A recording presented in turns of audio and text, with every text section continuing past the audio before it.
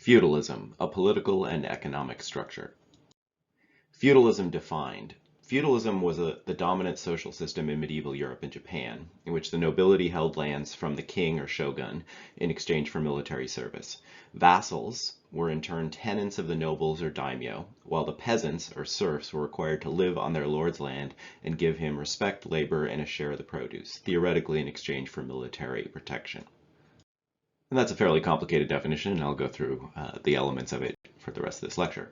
So land in feudalism was generally not owned the way we think of it. It was kind of controlled, and every piece of land was controlled effectively by a whole lot of different people, which made it a very complicated system. But the basic idea was that you were trading land for loyalty, whether that was in Japan or in Europe. And it was a very cheap, very long-lasting and very kind of basic system that survived for a very long time. It isn't a terrible system in terms of its ability to keep going. It's just a terrible system for the people who actually have to live under it.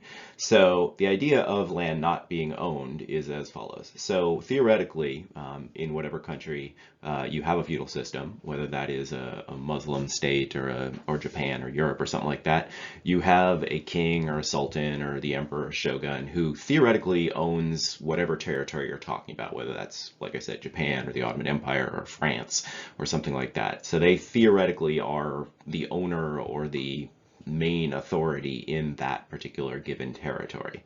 And the problem with this is, or the thing about this is that you really, as a result of all this subdivision of land, which is what feudalism is all about, there really wasn't a centralized power that was able to make itself felt the way, for instance, during the Roman Empire, the Roman emperors had been able to do that, or in China, the Chinese emperor was often able to functionally and effectively control very large parts of China. So this idea is about the lack of all of that stuff. So no centralized power, and because this is before radio and television, all that stuff, there's no technology to actually communicate the king's power.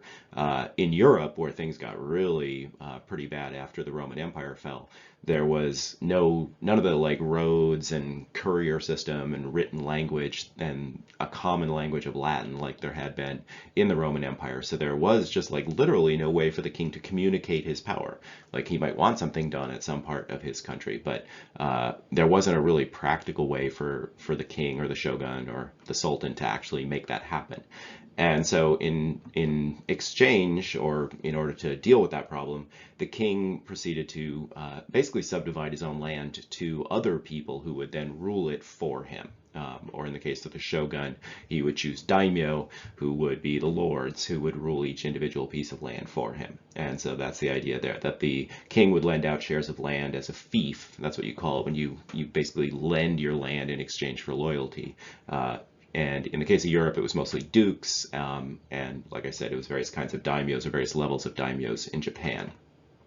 And in return for lending this land out, the king or the shogun received the promise that the dukes or the daimyo would support militarily the king if he required their help. So basically, if you were a duke or a daimyo, you got land from the king or shogun, and to pay for that land, if the king asked you to show up and fight, you showed up and fought on the behalf of the king.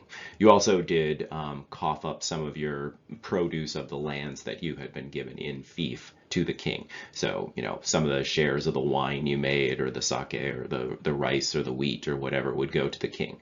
And so that's kind of the way the king made this system work, ruled through other people.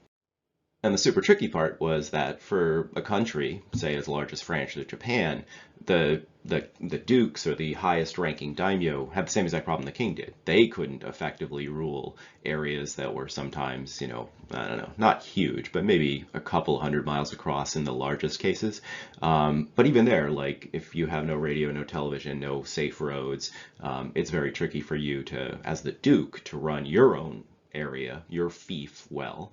And so what the dukes and the daimyo, the high daimyo, would do would be to subdivide their own land as fiefs. So the fief that they had been given, they subdivided and gave in fief, or lent out to other people. And in Europe, that would be like the counts and the dukes and the various other levels.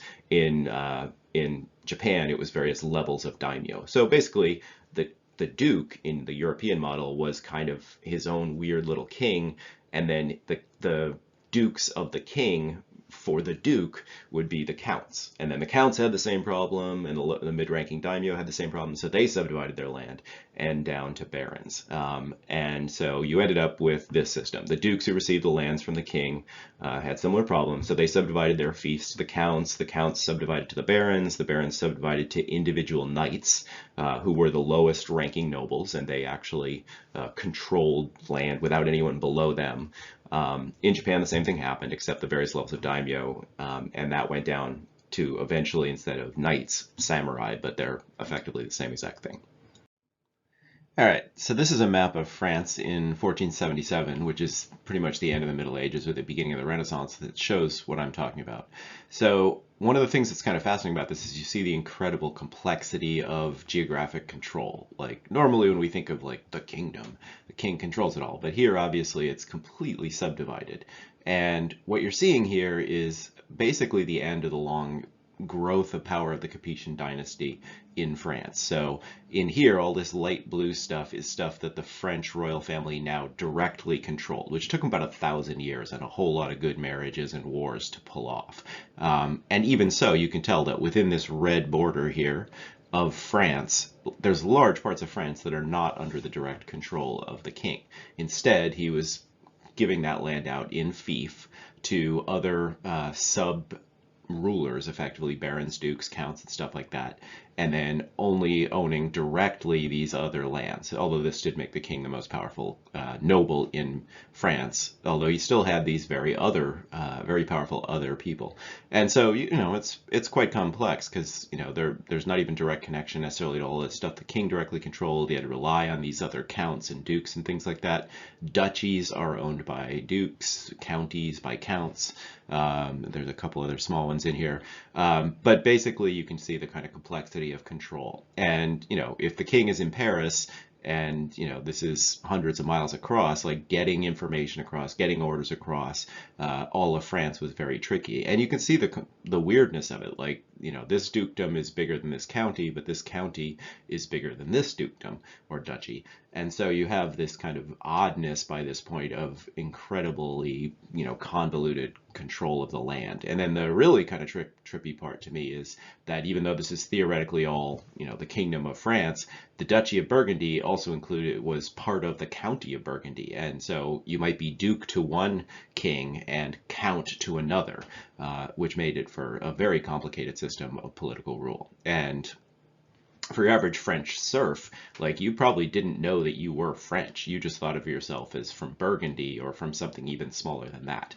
I'm going to show you what the subdivisions look like within these divisions, because this isn't even close to how divided France was, by showing you the Duchy of Brittany in the next slide. All right, so this is the Duchy of Brittany up close, so the northeast part of France.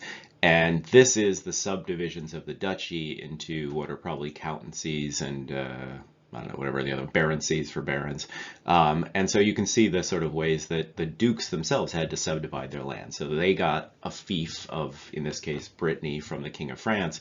They subdivided it to counts and dukes, or actually they probably subdivided to counts, who subdivided it down to barons. And it got down to the point where you have these little tiny like countries that people would believe themselves to be from. And then the various states that these things are, which, by the way, everyone owns the same land. Like, this is all still France. It's also a duchy, and it's a county, and it's a baroncy. And then eventually you get down to the individual lands, which might actually be as big as my little cursor here, which would be a manor, where a single knight would be supported by a bunch of serfs, basically, who grew food and took care of his horses, and that produced one single soldier. And then if you added all these little, spots up, you would end up having a fairly large military force, but it was really tricky to bring it all together at one time, of course, because it was so strangely organized and so subdivided. And here's a version of Japan, and I chose an English language one so you could read it, which means it's from fairly late on. But it's the same kind of logic as what you saw in France. These daimyo, or the highest ranking daimyo, would rule each of these regions in the service or with loyalty to the shogun or emperor, depending on how it goes. And then these lands themselves would be subdivided into subcategories, exactly the same model of, vassals owing allegiance to the lords in exchange for land and turning up to fight if the shogun or the emperor asked, depending on the situation at the time. So feudalism does have its benefits. I mean, it forms in Europe with the collapse of the Roman Empire, and things fall apart, and so people had to find some new way to organize things, and feudalism was kind of stupidly simple and easy to put back together, and so it kind of formed. And there is a benefit to that. In Japan, it kind of goes the other direction. There hadn't really been a unified Japan, but feudalism was the first step towards unification, eventually under the shoguns, particularly the Tokugawa family. But the benefits of it, first and foremost, it's cheap.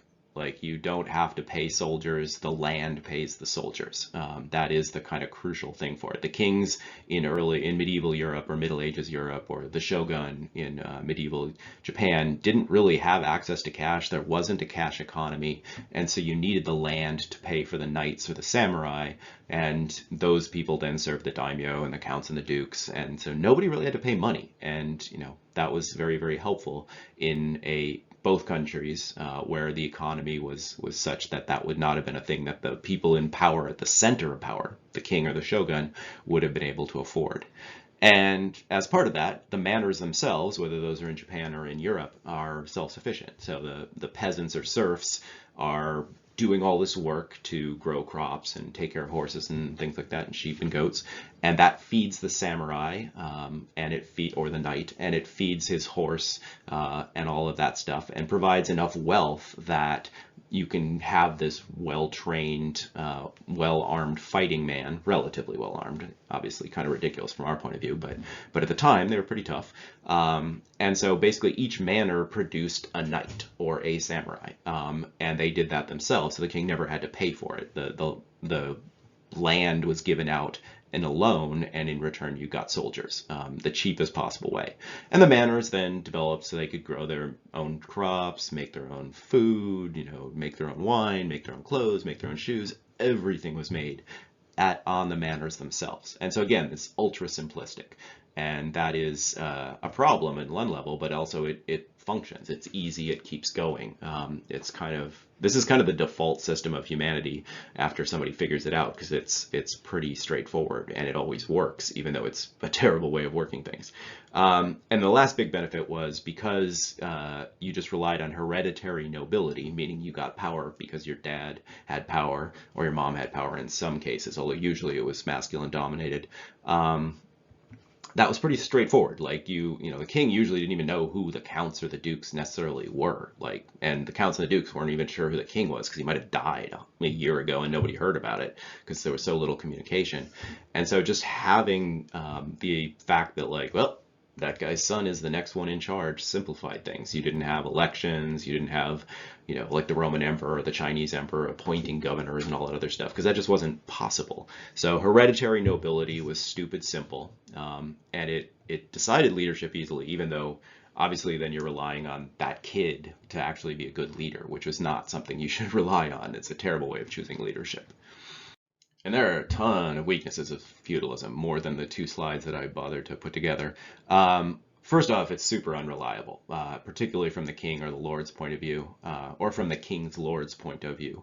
The nobles themselves, dukes, counts, samurai, whatever, or daimyo, were landlords. So they literally ran the manors, they ran their dukedoms or whatever, and they had to be on that location, because there's not, again, terrible communication. So if you want your fief, your manor, your land to run well, you have to be there. And so when the king does demand, your military service, that means you got to figure out who's running your manor while you're gone, if you're the duke or the daimyo or something like that, or the knight. And so that made things really complicated. And usually people were like, waiting. They wouldn't leave right away. So the king might want an army to show up because he's being invaded by the next kingdom. And, the army might take 6 months to show up because you had to send horsemen out to like go tell them to come. Those guys would, the people you told to come would be like, I got to handle this first. I got to figure out, got to get my wife or my, 12-year-old son ready to run the place while I'm gone.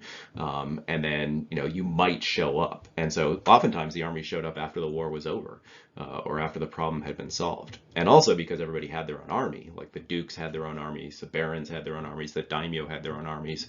They often fought with each other. And, if the king was annoying, like he doesn't have his own army specifically. He might have his own like family army or his own family knights, I guess, who owe him allegiance. But some of the counts, could just decide like, we hate this guy. We hate the shogun. We hate the king. We're just gonna, call out our own knights and kill him. And so you get nasty civil wars. You get the king would have to negotiate between various dukes who are trying to kill each other. It was just a very unreliable military structure. It was cheap, but it was super unreliable. And then the other problem is the inheritance problem. Since you're getting your authority because you're a noble person, because your father usually was noble, then you have this real problem where as families went on and got married to each other, and you're trying to like find some, marry your way into a new family, you end up having these multiple lines of allegiance. Like you're a baron to that count, but you're also a duke to that person, and somebody has to hash that stuff out to make it more simplified. But the lines of allegiance became incredibly complicated. And especially when civil wars did happen, you might have somebody who was like literally had to theoretically be on both sides of the war. And so that was just not a good way to run things. Like it was easy to set up, but it was a terrible thing to figure out, like, how does it actually work? And another one of the problems has to do like literally with its strength, which is the cashlessness or the very cheap nature of feudalism. The manors, support the knights or the samurai, and so that's all good. But on the other hand, like, having everyone self-sufficiently support one single soldier is not a good way to create economic progress. There's no banks, there's not a lot of trade because, you're just trying to make your own knight happy and wealthy and feed his horse as well.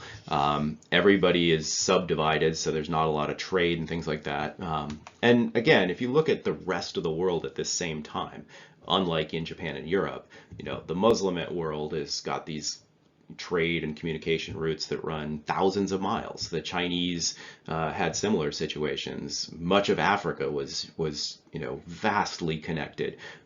People were going on Hajj from West Africa all the way to Mecca and back. Whereas in Europe, you were lucky if you ever moved more than 100 miles from your house or from where you were born, your hut. And so this was a really inefficient economic system. And you obviously, as a result, didn't get much technological progress. It's kind of why it's often called the Dark Ages. It's not really that dark, but the technological progress in Japan or in China and the Muslim world and in East Africa and in West Africa was way faster at this period than it was in Europe. And then the other obvious point is choosing leaders by birth is just a stupid idea.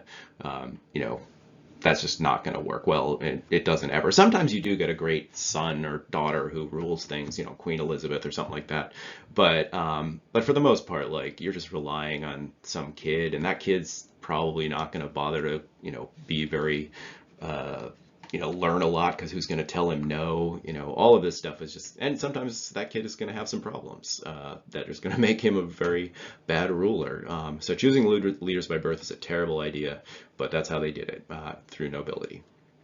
And then obviously the other key problem is that the people doing all the work, who are about 98% of the population in both Japan and Europe, the serfs or the peasants, those people get nothing out of this system. They're just below some knight or samurai who's like abusing them so they can produce enough food so the knight can have a nice horse.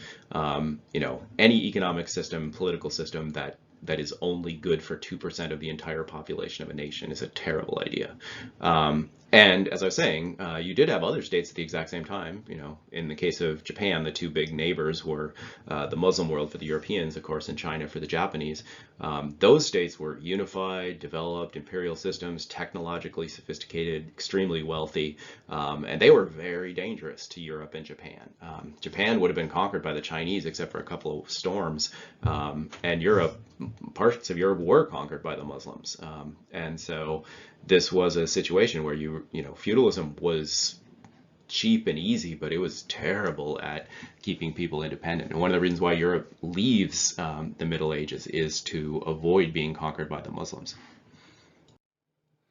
All right, so this is kind of a cartoon idealized version of what the feudal pyramid or the feudal hierarchy looked like. You got the king on top, and he is able to give out his land as a fief, which would include, by the way, the serfs or peasants who lived on that land. They weren't exactly slaves, but they did have to work. He couldn't buy and sell them. They were basically part of the land. So he would give out his lands, all the various parts you saw on the maps, to the vassals, the lords, barons, counts, dukes, that kind of thing, including church leaders sometimes. And then those people were supposed to provide loyalty and military aid to the king. These guys in exchange would subdivide, as you see here, down to get knights, and then the knights would rule over the vast majority of people in the feudal structure, which were the peasants and the serfs, who were about 98% of the population.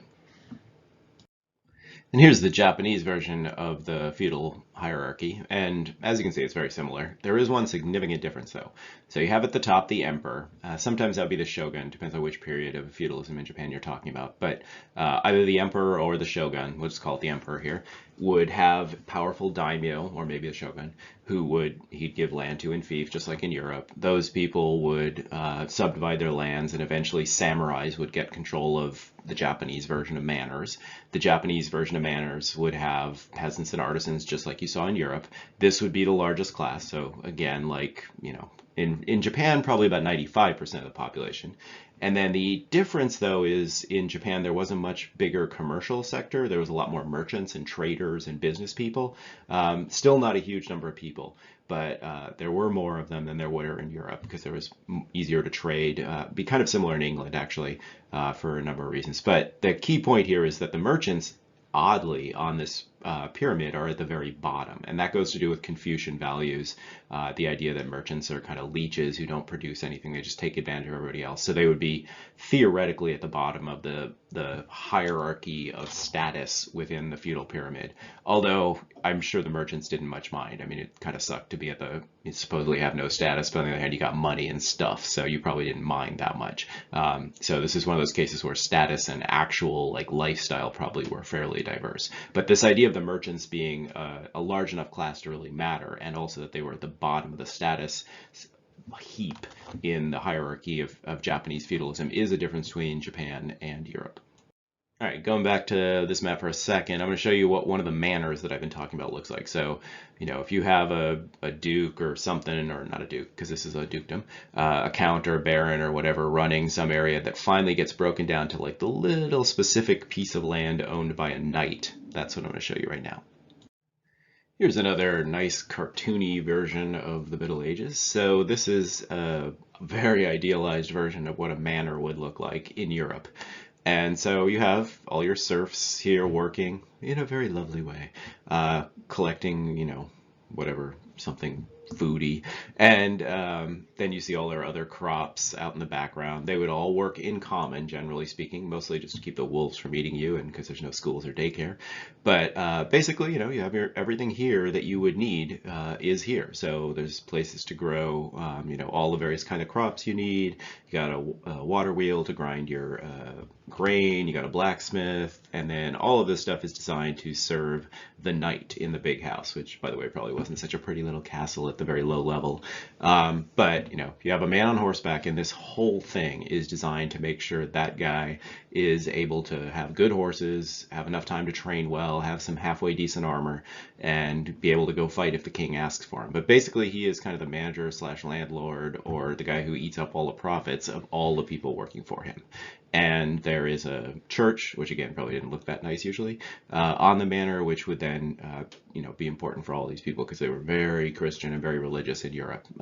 The model in Japan would have been different kind of crops, different kind of buildings, but and definitely not a church.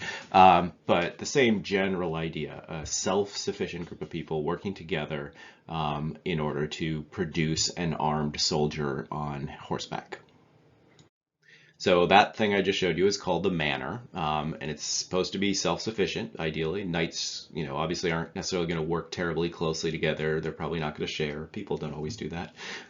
So those manors were designed to be able to be as self-sufficient as possible. There was no trade over long distances as a result, and there had been in Rome, or under the Roman Empire, or in China, or various other places.